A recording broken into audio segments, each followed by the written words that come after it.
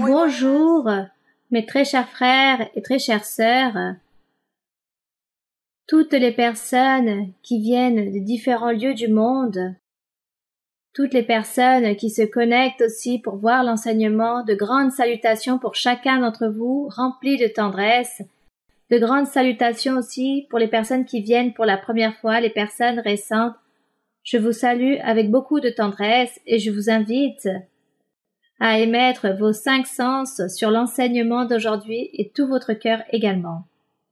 De grandes salutations aussi pour tous les frères et sœurs qui sont ici présents avec moi dans cette journée, que Dieu vous bénisse. Vous pouvez vous asseoir, vous mettre à l'aise. Et mes salutations s'étendent dans tous les lieux qui existent, où l'Église se réunissent, où l'Église ou un groupe de personnes se rassemblent, car parfois il n'y a pas de temple, mais les personnes se rassemblent dans un certain endroit stratégique pour voir les enseignements, pour recevoir les bénédictions du Seigneur. Les personnes me racontent que Dieu a fait beaucoup de miracles dans certaines personnes, qui les a bénies. Beaucoup de personnes récentes aussi rendent leur témoignage de la manière comment Dieu leur a démontré sa manifestation, son Église, son assemblée. Je vous invite pour que vous puissiez vous réunir et connaître cette parole que le Seigneur a permis de connaître et que nous aussi nous puissions connaître. Dieu, dans sa miséricorde, depuis bien plus de 50 ans, Dieu se manifeste avec chacun d'entre nous. On lui rend grâce pour tout cela. Sûrement Dieu a vu en nous ce cœur qui désirait obtenir toutes les choses de Dieu. Et c'est pour cela que Dieu donne et bénit toutes les personnes qui le cherchent et qui veulent et souhaitent de tout leur cœur recevoir la connaissance de Dieu, être accompagnées de la main de Dieu. Toutes ces personnes qui veulent marcher dans ce chemin de la droiture, dans ce chemin de la sainteté, dans ce chemin de l'intégrité, de la perfection. Nous donnons l'honneur et la gloire à notre Dieu pour tout son amour, pour sa miséricorde. Nous donnons l'honneur à Dieu pour toutes ses promesses merveilleuses, car ce sont des promesses que depuis plus de 50 ans, Dieu nous fait des promesses merveilleuses. Et tout s'est accompli jour après jour. Et jusqu'au jour d'aujourd'hui, toutes ces promesses continuent à s'accomplir, cette parole, ces promesses merveilleuses. C'est pour cela que je ne peux pas douter de l'existence de notre Seigneur. Je ne doute pas, car il y a beaucoup de manifestations, des milliers de manifestations que Dieu réalise avec nous. Et c'est donc pour cela que nous savons qu'il existe. Et Dieu existe. Nous devons donc déposer notre assurance en lui. Et je vous invite pour que vous puissiez lire la Bible, et vous allez trouver beaucoup de choses. Vous allez trouver un grand trésor bien profond, et ce trésor qui est caché vous rendra heureux. Il va prospérer vos vies spirituelles et matérielles. Donc voici le grand trésor qui est ici caché dans la Bible. Et nous, avec beaucoup d'allégresse, avec beaucoup de joie, avec beaucoup de réjouissance, nous allons continuer ici à lire avec l'étude et la lecture de ces livres, de ces apôtres, des lettres, des épîtres qu'ils ont écrits, que les apôtres ont écrits à différentes églises, à différents lieux de l'ancien temps. Et jusqu'au jour d'aujourd'hui, tout cela nous sert, car tout cela, ce sont des révélations du Saint-Esprit en train d'enseigner à l'homme et à la femme comment vivre devant la présence de Dieu, comment vivre dans le chemin de Dieu, comment pratiquer ce merveilleux évangile et comment obtenir les bénédictions dans la vie et ensuite dans la vie éternelle. Donc le Saint-Esprit, c'est lui qui se charge de nous enseigner toute cette doctrine, et aujourd'hui encore nous la prenons en compte, et le Saint-Esprit aujourd'hui aussi, il nous invite, il nous motive à continuer de l'avant, il nous aide à comprendre tous ces écrits, même si ces écrits mènent tant d'années. Mais pour nous, aujourd'hui, c'est quelque chose de nouveau. C'est comme si c'était quelque chose de récent. Il n'y a aucun souci avec le langage car nous comprenons tout. Dieu nous fait comprendre tous ces écrits merveilleux, cette parole donnée par le Saint-Esprit à tous ses apôtres. Nous rendons grâce au Seigneur, car aujourd'hui, nous aussi, nous savons qu'il se manifeste parmi nous dans l'assemblée. Et ici, nous sommes toujours en train d'attendre qu'à chacun d'entre nous, il puisse nous vêtir de tous ses ministères, de tous ses dons spirituels, de ce travail, de toutes ces fonctions que doivent réaliser ces fils qui le servent avec tout leur cœur. Et nous inspirons et nous espérons être dans ce groupe de ces fils de Dieu. Alors je vous invite pour que vous puissiez participer et entrer dans ce troupeau si merveilleux. Donc, avec une grande allégresse et avec une grande joie dans nos cœurs, nous allons ouvrir le livre dans le premier livre de Pierre. Dans le premier livre de Pierre, dans le chapitre 1. Nous savons qu'à travers l'évangile, qu'à travers les évangiles, Pierre, Dieu l'a utilisé pour qu'il puisse prêcher aux Juifs. Et l'apôtre Paul, il l'a utilisé pour prêcher aux non-juifs ou aux pays étrangers, à ces pays qui ne descendaient pas du peuple d'Israël. Paul était chargé de leur donner cet évangile, de les enseigner. Et Pierre, aux Juifs. C'est pour cela qu'ici nous allons trouver certains concepts et certains vocabulaires différents de Pierre en le comparant à l'apôtre Paul. Nous considérons que nous venons des non-juifs, mais de la même manière, cela nous sert aussi tout ce que Paul a enseigné aux non-juifs, ce que les autres apôtres ont appris aux juifs, cela aussi nous sert, cela nous aide dans l'accroissement de notre vie spirituelle. Et Pierre aussi, rappelez-vous que le Seigneur Jésus lui avait posé une question. Les disciples étaient avec le Seigneur un jour quelconque et le Seigneur a dit « Les personnes, que dit-elles de moi ?» Et les personnes répondaient « On dit que tu es un envoyé de Dieu, un prophète. » De différentes façons que les personnes décrivaient ce personnage. Et le Seigneur répond à ses disciples et leur dit « Et vous, que pensez-vous? Qui suis-je? Qui je suis ?» Et on raconte que Pierre a donné la réponse et Pierre a dit « Tu es le Christ, le Fils du Dieu vivant. » Et le Seigneur s'est rendu très allègre par sa réponse, car le Seigneur s'est rendu compte que Pierre avait compris ce qu'il leur avait enseigné durant tout le temps où il marchait avec le Seigneur. Mais le nom de Pierre, à l'époque ancienne, par rapport à leur langage, cela voulait dire un rocher, une grande pierre. C'est pour cela que le Seigneur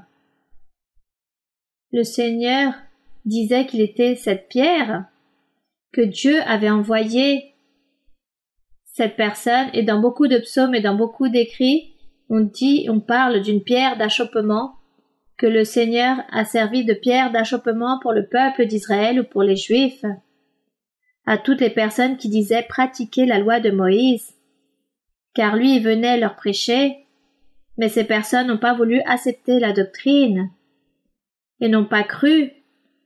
Donc là, c'est accompli lorsque Dieu avait dit qu'il serait cette pierre d'achoppement, que le Seigneur Jésus était une pierre d'achoppement pour eux.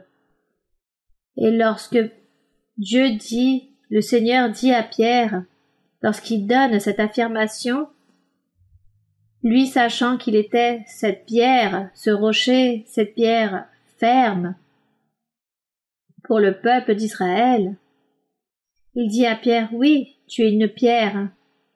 Pierre, tu es cette pierre de laquelle je viens de cette pierre. Il n'a pas dit je suis ce rocher ou cette pierre, et c'est pourquoi ton nom veut dire cela. Le Seigneur n'a pas voulu donner cette explication à Pierre, mais il lui a dit oui, tu es Pierre, tu es donc cette pierre, car c'est ce que veut dire ton nom. Et le Seigneur regardait et disait qu'il était lui-même cette pierre. il lui disait, sur cette pierre, toi, Pierre, je vais édifier mon église, c'est-à-dire qu'il allait édifier l'église en soi-même, car lui, il était cette pierre, ce rocher. Et de lui, de Jésus, il allait édifier l'église du Seigneur. Et de cette façon, lorsque le Seigneur donne cette affirmation à Pierre, que son nom voulait dire cette pierre et que sur cette pierre il allait édifier l'église, les disciples, les personnes de l'époque n'ont pas compris, mais nous, aujourd'hui, nous comprenons ces paroles, ces phrases du Seigneur, car le Saint-Esprit nous a enseigné. Il nous a enseigné et il nous a fait comprendre de meilleure façon toutes ces phrases, tous ces symboles que le Seigneur a utilisés pour prêcher son évangile. Tant de métaphores, tant d'allégories que Dieu ou que le Seigneur a utilisées pour prêcher, mais pour juste les personnes qui allaient croire en le Seigneur allaient comprendre, et ceux qui n'allaient pas croire en le Seigneur, ceux qui étaient non-croyants, qui avaient un cœur dur, n'allaient rien comprendre. C'est pourquoi le Seigneur disait qu'il parlait sous cette forme, pour que juste les personnes qui étaient dignes de comprendre et de le suivre allaient comprendre. Les autres non. Donc nous rendons grâce au Seigneur, car sûrement nous sommes dignes, car il nous a révélé toutes ces choses, il nous a enseigné toutes ces choses, on rend grâce au Seigneur. C'était une expérience merveilleuse que Pierre a vécue avec le Seigneur. Et aujourd'hui, nous allons donc lire l'une de ces lettres qu'il envoie aux croyants, à certaines églises spécialement, donc ici, dans le chapitre 1 du verset 1 de Pierre, il dit « Pierre, apôtre de Jésus-Christ, à ceux qui sont étrangers et dispersés », il se dirigeait à ces personnes qui étaient sorties de Juda, qui étaient sorties d'Israël, pour vivre dans une autre nation. Puis il dit à ceux qui sont étrangers et dispersés dans le Pont, la Galatie, la Cappadoce, l'Asie et la Bithynie. Toutes ces personnes étaient donc élues par Dieu selon la présence de Dieu le Père, par la sanctification de l'Esprit, afin qu'ils deviennent obéissants et qu'ils participent à l'aspersion du sang de Jésus-Christ. Que la grâce et la paix vous soient multipliées. C'est la salutation qu'il leur donne à toutes ces personnes, à tous ces frères et sœurs, à tous ces croyants qui étaient loin de leur pays,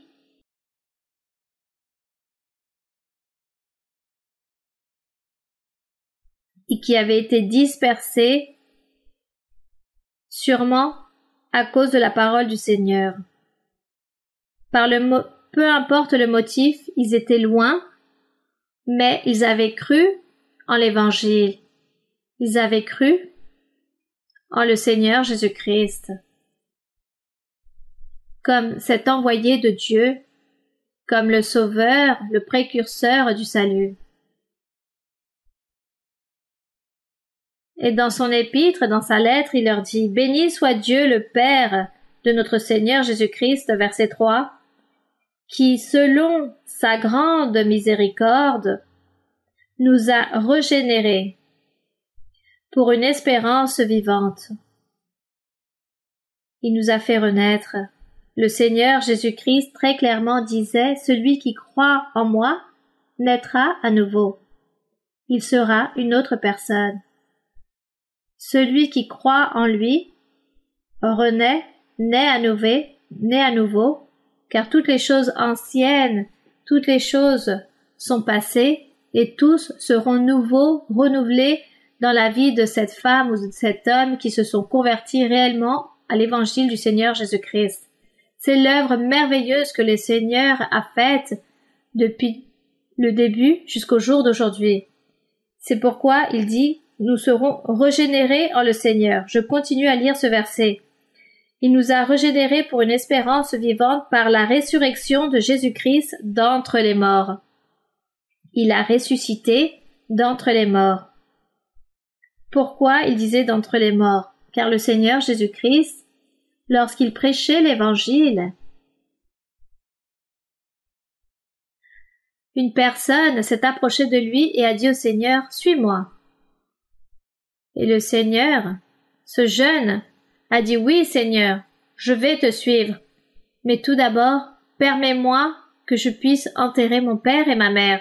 C'est-à-dire, je vais attendre le temps de mes parents et lorsqu'ils vont mourir, alors je te suivrai, mon Seigneur. » Et le Seigneur a répondu à ce jeune, « Laisse que les morts enterrent les morts. » Laisse que les morts. Qui étaient ces morts? C'étaient des personnes qui vivaient, mais qui n'avaient pas Dieu en eux. Ces personnes n'avaient pas la parole de Dieu. Elles n'avaient pas la connaissance, ni ces personnes avaient entendu ou même accepté.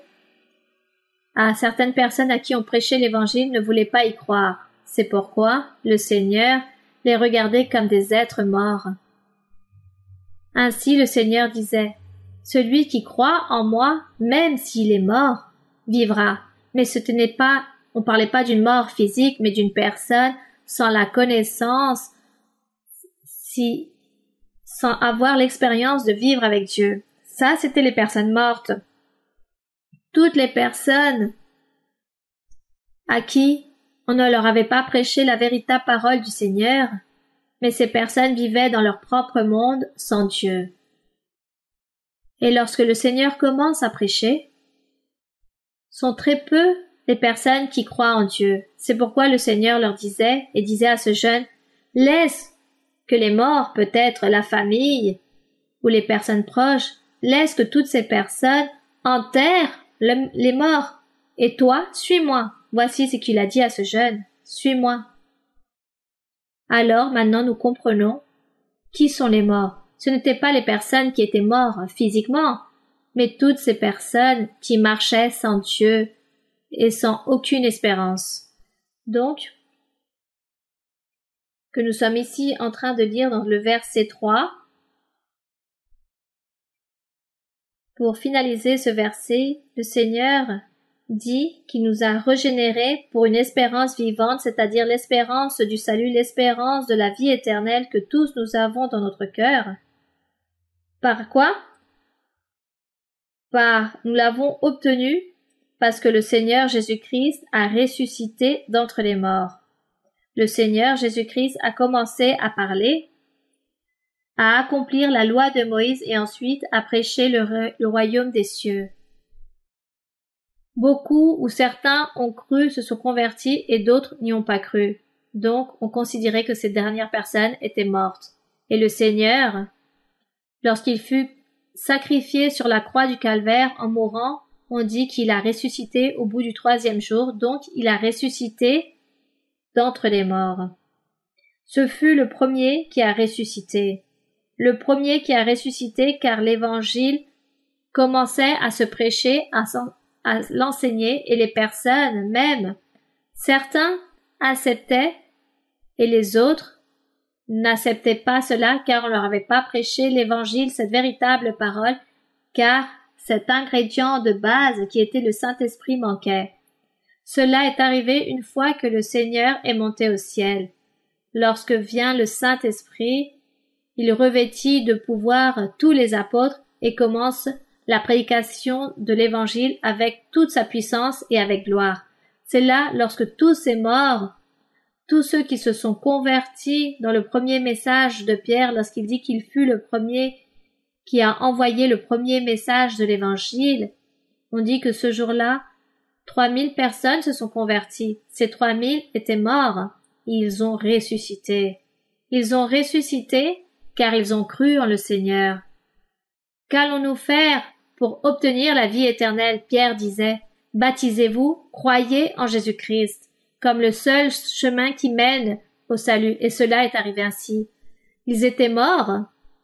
Ils ont été régénérés, renouvelés. Ils sont nés à nouveau. Donc le Seigneur les a ressuscités, mais le premier, c'était le Seigneur Jésus-Christ. Gloire au Seigneur. Donc de cette façon, nous pouvons valoriser, apprécier cette œuvre merveilleuse du Seigneur Jésus-Christ. Car anciennement, on vivait sans Dieu. Dieu ne se manifestait pas aux êtres. Mais ensuite, Nous avons ce grand privilège après de l'évangile du Seigneur Jésus-Christ, après de cette promesse merveilleuse du Saint-Esprit, lorsqu'il promet, qu'il dit « Je m'en vais, mais j'enverrai le Saint-Esprit » et cela s'est produit ainsi. Pierre fut le premier à donner et à envoyer ce message merveilleux. Et à partir de là commence l'expansion de l'évangile de la parole du Seigneur Jésus-Christ et nous rendons grâce à notre Dieu car nous, aujourd'hui, nous avons été abrités par cette merveilleuse œuvre de notre Dieu. On rend grâce à notre Dieu. Ici, dans le verset 4, il dit « Pour un héritage », il dit que nous sommes régénérés et nous avons une espérance de salut par la résurrection du Seigneur Jésus-Christ car il a ressuscité d'entre les morts. Pourquoi? Pour un héritage incorruptible qui ne se peut ni corrompre, ni souiller, ni flétrir, lequel vous est réservé dans les cieux, pour tous les croyants qui suivent le véritable évangile et ceux qui font la volonté de Dieu, et tous ceux qui accomplissent les commandements. Gloire à notre Dieu. On rend grâce à notre roi. Donc, verset 5, il dit, « À vous, qui par la puissance de Dieu êtes gardés par la foi, c'est-à-dire par le fait de croire ou d'avoir cru en Jésus-Christ, comme le Fils de Dieu est le seul chemin qui mène à la vie éternelle. » Donc, à travers cette foi, pour obtenir le salut prêt à être révélé dans les derniers temps. Gloire au Seigneur.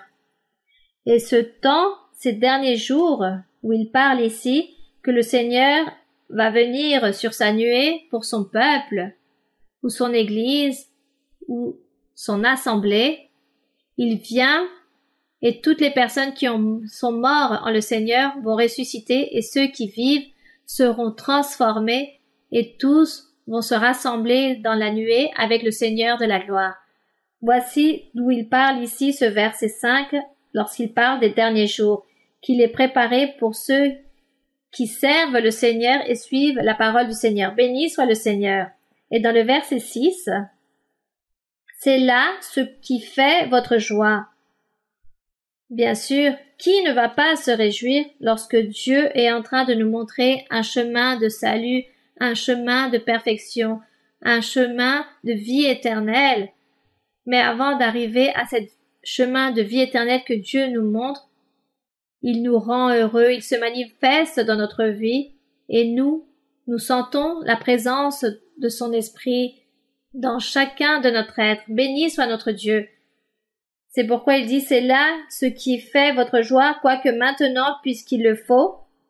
Oui, bien sûr, car pour l'apôtre, il fallait quelque temps, car l'apôtre pensait que le Seigneur venait déjà sur sa nuée à cette époque, dans leur temps à eux. Mais le Seigneur ne leur a jamais révélé quand allaient venir ces derniers jours ou le jour de sa venue, ni les anges du ciel savent quand va venir le Seigneur.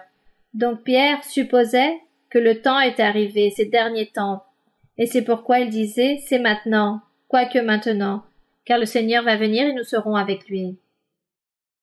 Donc ici, dans le verset 6, il dit « C'est là ce qui fait votre joie, quoique maintenant, puisqu'il le faut, vous soyez attristés pour un peu de temps par diverses épreuves.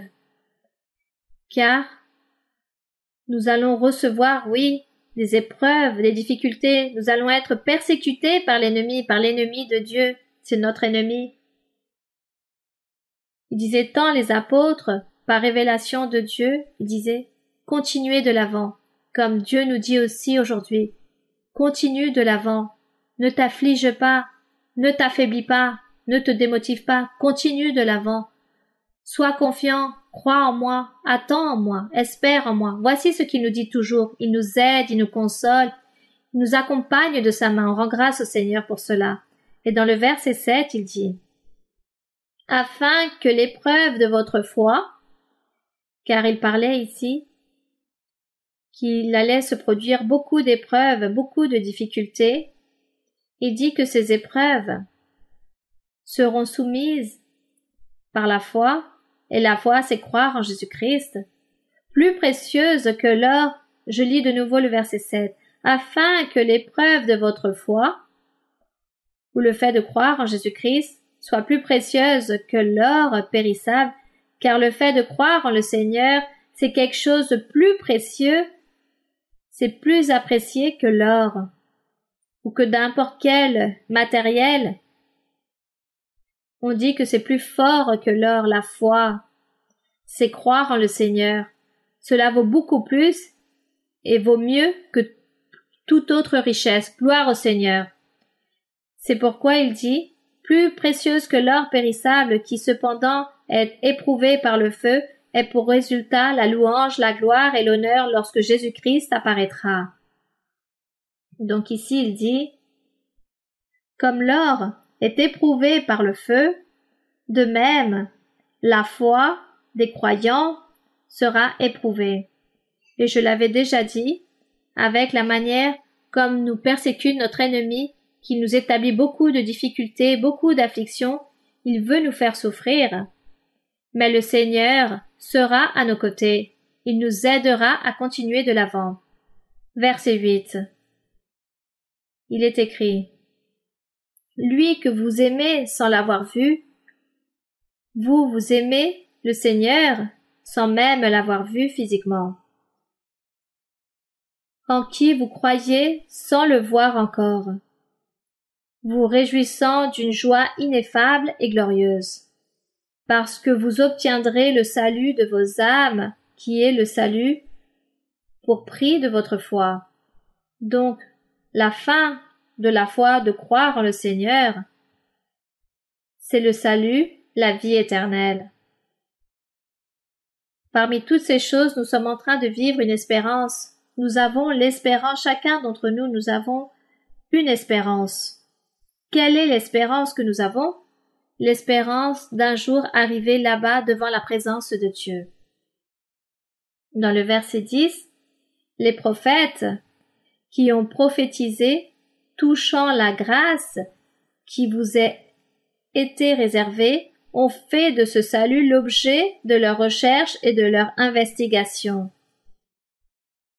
Ici, il dit que les prophètes qui ont prophétisé, nous avons Moïse, Samuel, nous avons aussi Ésaïe, Jérémie, Ézéchiel, Daniel, et encore d'autres prophètes. Ils ont prophétisé Michée, Zacharie, tous ont prophétisé proche du salut, ce que le Seigneur Jésus-Christ allait donner. Ils ont prophétisé touchant la grâce de ce salut gratuit qui par la grâce les serviteurs du Seigneur allaient obtenir. Ce salut par le fait d'accomplir au pied de lettre tous les commandements, en obéissant à Dieu, en faisant la volonté de Dieu. Et on dit que ces prophètes, ils ont réalisé des recherches, ils ont réalisé des investigations. Dans le verset 11, ils ont même sondé l'époque et les circonstances marquées par l'Esprit de Christ qui était en eux. Ici, il dit que l'Esprit de Christ, on peut parler de l'Esprit de Dieu, c'est la même chose, de l'Esprit Saint ou du Saint-Esprit. Ici, il dit, marqué par l'Esprit de Christ qui était en eux, le même Esprit de Dieu, était en ces prophètes de l'époque, en train de prophétiser par rapport au futur, que Dieu avait préparé pour les derniers jours, pour les serviteurs de l'Évangile véritable, pour les serviteurs du Seigneur Jésus-Christ. Donc, dans le verset 11, il dit qu'il réalisait toutes ces recherches, il posait beaucoup de questions. Imaginez-vous comment et de quelle façon il priait Dieu pour leur révéler toutes ces choses, que Dieu puisse leur révéler toutes les choses que Dieu leur donnait lorsqu'ils prophétisaient. Ils ne comprenaient pas, ils ne savaient pas quand, ni quel personnage et à quel moment cela allait se produire. C'est pourquoi il dit, voulant sonder l'époque et les circonstances marquées par l'Esprit de Christ qui était en eux et qui attestait d'avance, c'est-à-dire le Saint-Esprit annonçait à l'avance les souffrances de Christ et la gloire dont elles seraient suivies. Il leur fut révélé à ces prophètes, ici dans le verset 12, à ces prophètes, leur fut révélé que ce n'était pas pour eux-mêmes, mais pour nous, c'est-à-dire après Jésus-Christ. Après que le Seigneur Jésus-Christ, lorsque l'Évangile commence à se faire entendre, après lui, cela fut révélé que ce n'était pas pour eux la bénédiction, tout ce qui prophétisait, mais c'était pour les jours suivants, pour les derniers jours, lesquels nous aujourd'hui nous sommes en train de vivre. Pour nous les croyants dans l'Évangile, pour nous était que ces prophètes, les dispensateurs de ces choses, que nous sont annoncés maintenant, c'est-à-dire que cela a été révélé que c'était pour ce temps tout ce qu'ils ont prophétisé dans l'époque ancienne. C'est pourquoi il dit dans le verset 12, je vais le relire à nouveau, à ces prophètes leur fut révélé que ce n'était pas pour eux-mêmes, mais pour nous, les serviteurs de l'Évangile, qu'ils étaient les dispensateurs de ces choses que vous ont annoncé maintenant ceux qui vous ont prêché l'Évangile par le Saint-Esprit envoyé du ciel, et dans lesquels il y avait un nouveau groupe qui prêchait l'Évangile du Seigneur. Il le prêchait avec l'aide du Saint-Esprit, envoyé du ciel, le Saint-Esprit, et dans lesquels les anges désirent plonger leur regard. On dit que les anges même n'ont pas pu voir et ne peuvent voir la gloire du Seigneur, ni la gloire de sa parole, de son évangile, ni même la gloire de la manifestation des fils de Dieu. Ils n'arrivent pas à voir cela, les anges. Ils sont privés de toutes ces choses. Mais c'est quelque chose de merveilleux. C'est pourquoi nous, aujourd'hui, nous devons valoriser notre Dieu, nous devons valoriser la parole du Seigneur, nous devons valoriser que le Seigneur nous a donné son Saint-Esprit pour nous guider, pour nous orienter, pour nous enseigner, pour nous aider à faire les choses correctement. Et toute la doctrine aussi, il la révèle et il nous aide à arriver à obtenir la vie éternelle. C'est l'œuvre, c'est le Saint-Esprit. Voici ce que nous aujourd'hui nous pouvons profiter des gloires de notre Dieu. C'est cette grande et immense expérience que Dieu ne peut voir, mais beaucoup n'arrivent pas à valoriser et méprisent la parole du Seigneur, rejettent la parole du Seigneur. Il y a beaucoup de personnes à qui le Saint-Esprit leur parle, leur a fait des promesses. Le Saint-Esprit leur enseigne, leur a donné des bénédictions. Le Seigneur a fait des miracles en beaucoup de personnes. Les personnes sont témoins et racontent leurs témoignages, mais le temps passe et les personnes s'oublient de Dieu, régressent, reviennent en arrière et oublient toutes les bénédictions que Dieu leur a faites, toutes ces expériences qu'ils ont vécues, tout ce que Dieu leur a dit, et ces personnes n'ont pas voulu garder en eux toutes ces choses et continuer de l'avant, mais ils se sont lassés et sont revenus en arrière dans leur chemin. Ça, c'est ne pas valoriser la parole de Dieu, c'est ne pas valoriser les bénédictions du Seigneur. Nous devons valoriser, continuer de l'avant sans nous affaiblir. Pourquoi nous devons nous affaiblir? Pourquoi nous devons nous lasser dans ce chemin? Il y a des personnes qui disent non, je suis fatigué, ça fait plusieurs années que je suis dans l'église, maintenant je retourne dans le monde. Cette personne, que va-t-elle trouver dans le monde? De l'affliction, des amertumes, des lamentations, des pleurs, des désillusions. Dieu ne va plus être avec cette personne. Dieu s'éloigne de la personne. Dieu abandonne la personne.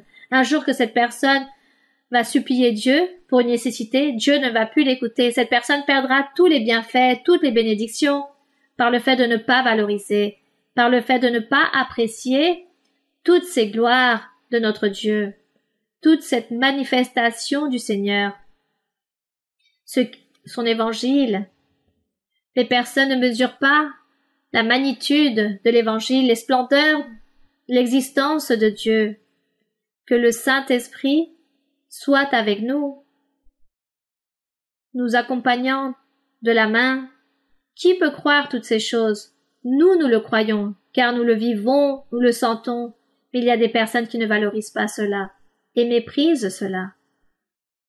Toutes ces déités du Seigneur et méprisent toutes ces choses que Dieu leur a promis, ce que Dieu leur a donné, les a bénis, et tout cela le jette dans un sac à trous, et ça c'est très triste, et Dieu n'attend pas cela de nous. C'est pour cela que nous devons toujours parler de la même chose, et le Saint-Esprit aussi nous dit tout le temps la même chose, car il nous motive et nous dit de continuer de l'avant, que nous devons nous efforcer. Le Saint-Esprit nous dit que nous devons nous efforcer. Mais nous, qui avons compris, nous sommes très heureux. Nous sommes très heureux de lire, de sonder les Écritures, de profiter de la présence de notre Dieu. Nous sommes très heureux lorsque nous prions le Seigneur et nous lui demandons quelque chose et qu'il nous écoute et qu'il nous répond. Gloire au Seigneur, on rend grâce au Seigneur pour toutes ces choses, à notre Dieu. Ici, nous continuons dans le verset 13, où l'apôtre dit « C'est pourquoi, saignez les reins de votre entendement. Soyez sobres, valorisez, continuez de l'avant, efforcez-vous. » C'est pourquoi il continue à dire « Ayez une entière espérance dans la grâce. Ne vous démotivez pas, ne vous désespérez pas. » C'est pourquoi il dit « Ayez une entière espérance dans la grâce qui vous sera apportée lorsque Jésus-Christ apparaîtra. » Car il va apparaître dans la nuée.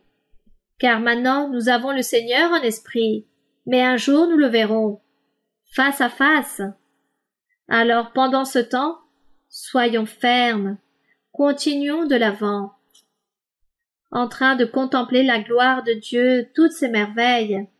Et dans le verset 14, il dit « Comme des enfants obéissants, comme ces enfants obéissants, ne vous conformez pas aux convoitises que vous aviez autrefois quand vous étiez dans l'ignorance, c'est-à-dire ne soyez pas conformes à de comment vous viviez avant dans le péché, dans les désirs de la chair, dans les plaisirs du monde, dans les passions, les délices exagérées de la chair du monde. Il ne faut pas aller et rester dans ce monde en train de pratiquer toutes ces choses, en voulant se conformer avec ces choses. Il faut progresser. Il faut avancer, il faut grandir dans la vie spirituelle. Il faut grandir comme le Seigneur dit que nous devons grandir comme l'aurore qui augmente lorsque cette lumière augmente au moment de l'aube, et ainsi est notre journée complètement dans la lumière. Ainsi doit être notre vie spirituelle. Nous devons nous remplir de patience, progresser et grandir en le Seigneur.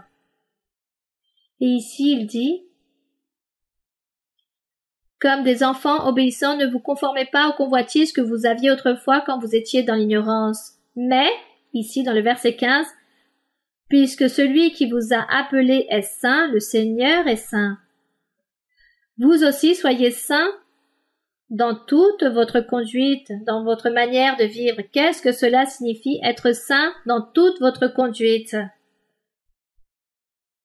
Et ici il dit, car ainsi est écrit, vous serez saints, car je suis saint.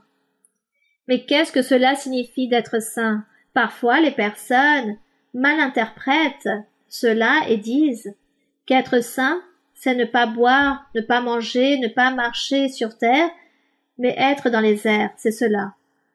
Et les personnes pensent que cela, c'est être saint. Les personnes disent non, c'est un corps complètement glorieux, ni mange ni dort, car ce corps n'a pas besoin de toutes ces choses matérielles, ne marche pas sur la terre, mais marche dans les airs.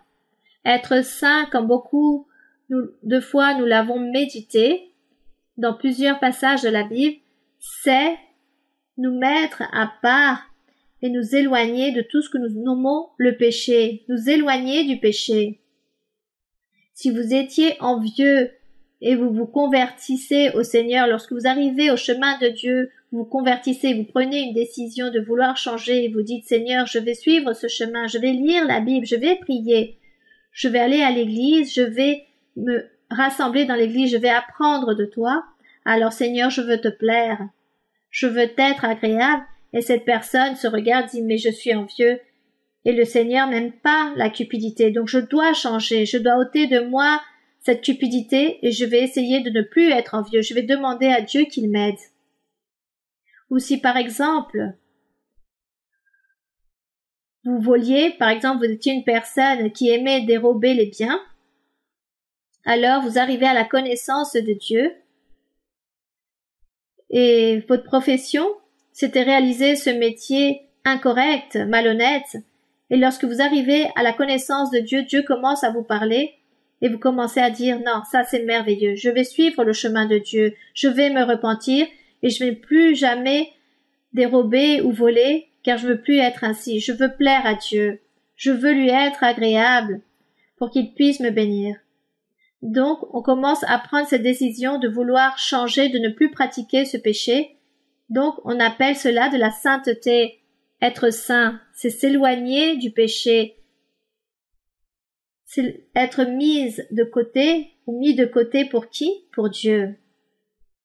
Donc, nous qui voulons mettre de côté pour Dieu, nous devons nous éloigner du péché, car il existe beaucoup de péchés, des centaines de péchés, il existe dans le monde.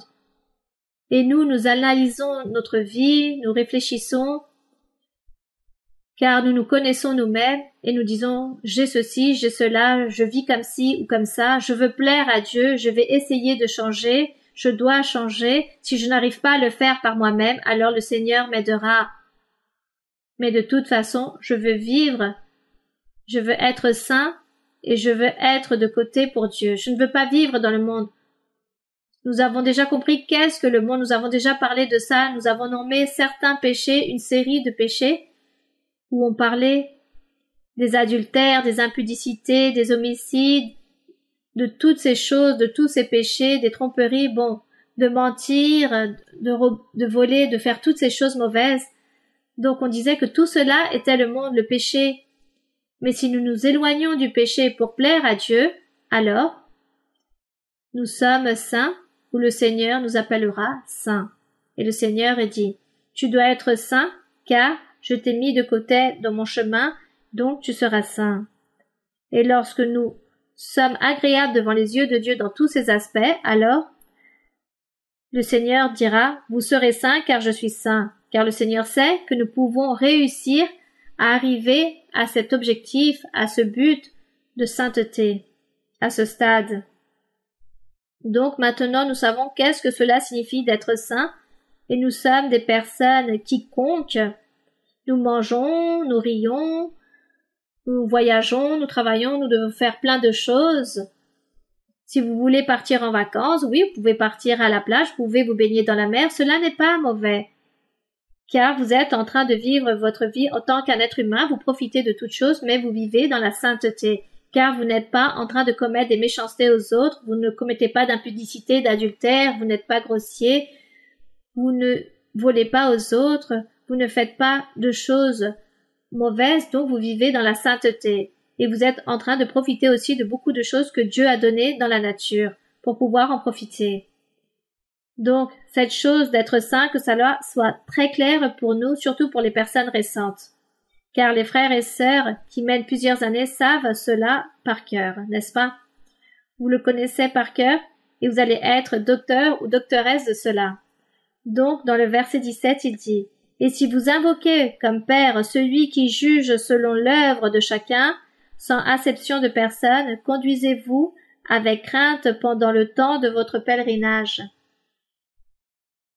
Sachant que ce n'est pas par ces choses périssables que vous viviez dans le péché, par de l'argent ou de l'or que vous avez été rachetés de la vaine manière de vivre et que vous étiez hérités de vos pères.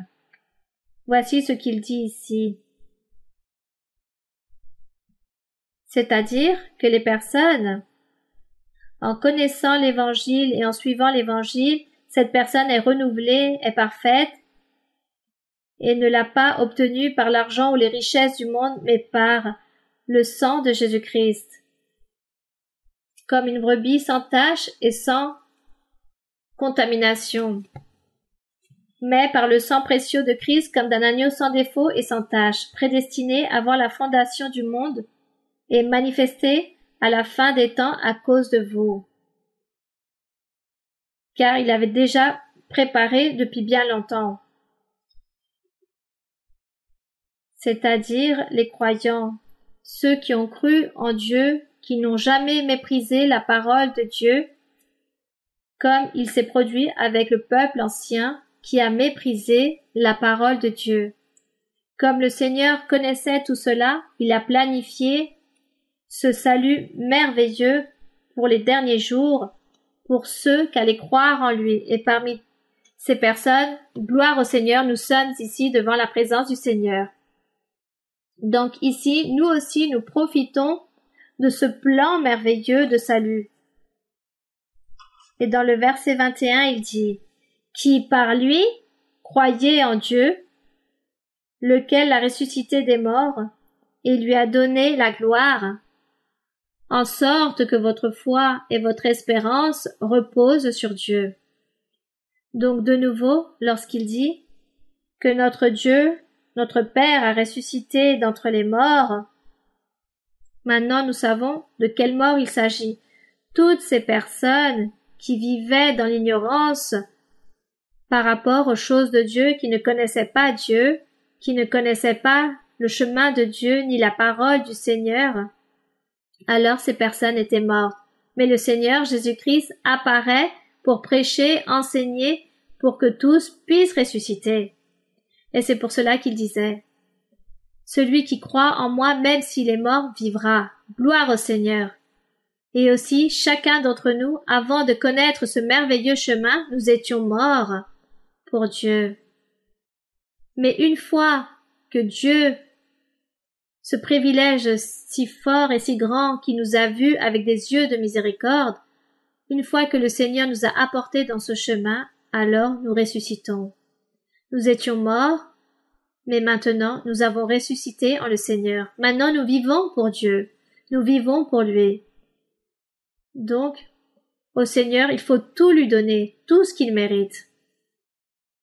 Et ici, dans le verset 22, ayant purifié vos âmes en obéissant à la vérité, qui a purifié les âmes? Le Seigneur Jésus-Christ. Car c'est pourquoi ici, dans le verset 21, qu'à travers ce plan du salut, vous êtes en train de croire en Dieu, qui a ressuscité des morts et qui a donné la gloire en sorte que votre foi et votre espérance reposent sur Dieu, l'œuvre qu'a fait le Père, dans le verset 22, ayant purifié vos âmes en obéissant à la vérité pour avoir un amour fraternel sincère. La vérité, cette parole du Seigneur, celui qui croit en Dieu en tant que fils de Dieu, autant que sauveur et le seul chemin qui mène à la vie éternelle, on parlera de la vérité de Dieu. Gloire au Seigneur. Et que cette vérité est enseignée ou se met en évidence à travers le Saint-Esprit. Pour avoir un amour fraternel sincère, aimez-vous ardemment les uns les autres de tout votre cœur. Donc, lorsqu'il dit que vous devez vous aimer ardemment les uns les autres de tout votre cœur, cela ne va pas dire que nous allons être avec tous les frères et sœurs en nous embrassant, en nous donnant des bisous, en disant « oui, je t'aime beaucoup ». Non, ça ce n'est pas aimer. Lorsqu'il parle ici que nous devons aimer ardemment les uns les autres de tout votre cœur, c'est ne pas réaliser la méchanceté au prochain. Ne pas faire d'acception de personne. Ne pas regarder celui-ci d'une bonne façon et l'autre d'une mauvaise façon et dire celui je l'aime bien, celui je ne l'aime pas. Par exemple, j'ai de la colère contre une personne et du coup, cette personne, j'ai de la convoitise avec cette personne ou cette personne je vais lui mentir, je vais la tromper. ou je ne suis pas sincère avec cette personne ou hypocrite. Je fais semblant d'être bien avec cette personne, mais au fond de moi-même, je le déteste. C'est que de l'hypocrisie. Mais lorsque je ne fais rien de toutes ces choses, mais au contraire, en moi, il y a de la sincérité, cet amour et du respect, et je valorise les autres personnes. Pour tous les frères et sœurs, hommes et femmes, les croyants, alors cela signifie que je les aime ardemment. Car tous, je les vois de la même façon, comme des êtres qui cherchent Dieu, comme des êtres qui méritent le respect, qui méritent ma tendresse, que je les valorise, que je les respecte. Ces personnes méritent que je sois compatissant avec ces personnes, que je dois prier pour cette personne, beaucoup de tendresse, comme si c'était mon propre sang, ma propre famille, encore mieux que tout cela. Car il s'agit des fils de Dieu, car ce sont les croyants qui suivent le chemin du Seigneur, alors je les aime ardemment avec tout mon cœur. Voici ce que l'apôtre dit lorsqu'il dit « Aimez-vous ardemment les uns les autres, de tout votre cœur. » Avec un cœur pur. Alors peut-être certains auront des défauts. Il y aura beaucoup de personnes, certains qui sont matures, d'autres immatures, car il y a de tout. Mais soyez tolérants, soyez patients et enseignez, réprimandez, mais avec beaucoup de patience, avec beaucoup de douceur, avec beaucoup d'amour et de miséricorde. Voici ce que l'apôtre enseigne ici lorsqu'il dit « Aimez-vous ardemment les uns les autres ». Et le verset 23, il dit « Puisque vous avez été régénérés », car il dit que ceux qui aiment ardemment sont régénérés, non par une sémence corruptible, mais par une semence incorruptible, par la parole vivante et permanente de Dieu. C'est-à-dire que celui qui renaît à nouveau, qui régénère, nous sommes nés de nouveau, nous sommes renouvelés lorsque nous croyons en l'évangile de Jésus-Christ, ce véritable évangile. Nous sommes nés de nouveau, et qui a fait cette œuvre? Le Saint-Esprit. Et le Saint-Esprit nous a aidés, et de nouveau, nous sommes nés. Rappelez-vous, lorsque Nicodème dit que le soir il est parti chercher le Seigneur Jésus-Christ et lui a dit « Seigneur, que vais-je faire pour obtenir la vie éternelle? Que faut-il faire ?» Et le Seigneur lui répond « Il faut renaître de nouveau. » Mais il dit « Seigneur, comment vais-je retourner dans le ventre de ma mère pour naître une seconde fois? » Et le Seigneur lui dit « Non, tu ne dois pas faire cela. » Renouveler ou naître de nouveau, c'est croire en Jésus-Christ, que lui c'est la vérité et que lui c'est le chemin. Et de cette façon, tu seras renouvelé, tu vas naître à nouveau, car le Saint-Esprit va te transformer et va te changer. Gloire à Dieu, béni soit le nom du Seigneur. Et ici dans le verset 24, il dit « Car toute chair ou tout être humain est comme l'herbe, comparé comme l'herbe et toute sa gloire, la gloire de l'homme comme la fleur de l'herbe. L'herbe sèche, la fleur tombe, c'est-à-dire l'être humain meurt, mais reste. Cette vie glorieuse, cette vie spirituelle, sa chair, cette partie physique meurt, mais lui, il continue à vivre pour Dieu. Et on dit que l'être humain aussi est si fragile, comme les fleurs. Le matin, la fleur se lève, et le soir, la fleur tombe, ainsi est l'être humain. À n'importe quel moment, la mort peut le surprendre. Mais on dit que le plus important,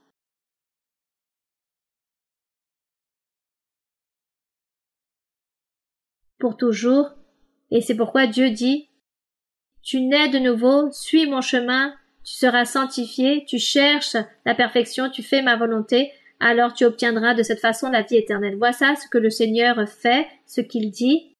Alors nous n'allons pas nous inquiéter pour être comparés comme une fleur, n'est-ce pas? Que la mort vienne, mais que nous soyons toujours devant la présence de Dieu, en faisant sa volonté. Puis il dit « Mais la parole du Seigneur demeure éternellement. » Et cette parole est celle qui vous a été annoncée dans le verset 25 par l'Évangile.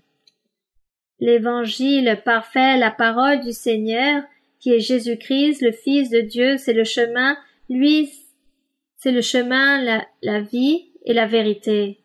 Et ça, c'est la parole de l'évangile qui a été annoncée. Gloire à notre Dieu pour toujours.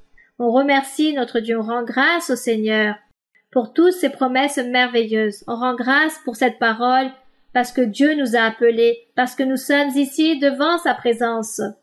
Vous, posez-vous devant la présence du Seigneur. Il est en train de vous regarder, il vous écoute, il connaît vos nécessités, vos besoins, votre vie. Profitez, profitez et demandez, vénérez-le, louez-le et glorifiez-le et suivez-le. Suivez son chemin.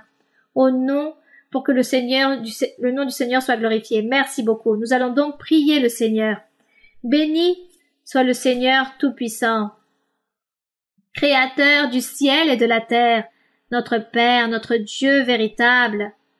Toi qui as eu cette miséricorde envers chacun d'entre nous, tu nous as donné l'opportunité de connaître ton évangile, ta parole. Tu nous as donné l'opportunité de connaître ta présence, la présence du Saint-Esprit dans notre vie. Nous sommes très privilégiés de pouvoir profiter des dons spirituels, de pouvoir profiter de la présence du Saint-Esprit dans nos vies aussi. Lorsque nous parlons de nouvelles langues, nous savons que tu existes et que tu es là, si proche de nous, mon Seigneur. Merci, mon Seigneur, pour ce grand privilège, pour toutes ces bénédictions, pour toutes ces merveilles, pour tout ce que tu fais avec nous. Merci. Aide-nous, Seigneur, à te servir, à suivre ton chemin, à faire ta volonté. Aide-nous à vivre en sainteté. Ôte tout caprice, toute obstination, tout empêchement. Romps des chaînes, des lits, détruis l'œuvre de l'ennemi, du diable, qui veut détruire tant d'âmes, ou détruire la vie spirituelle de beaucoup. Seigneur, réprimande toute cette cupidité de l'ennemi et abrite-nous avec ta main toute puissante. Abrite-nous, Seigneur, garde-nous dans ta main, libère, mon Seigneur, purifie-nous, Seigneur, béni soit notre Dieu tout-puissant. Aussi, Seigneur, en ce moment même, je te demande pour les personnes qui sont malades physiquement ou qui sont malades de diverses maladies, je te demande, Seigneur, de tendre ta main, guéris-les, purifie-les, délivre-les, ôte toute maladie.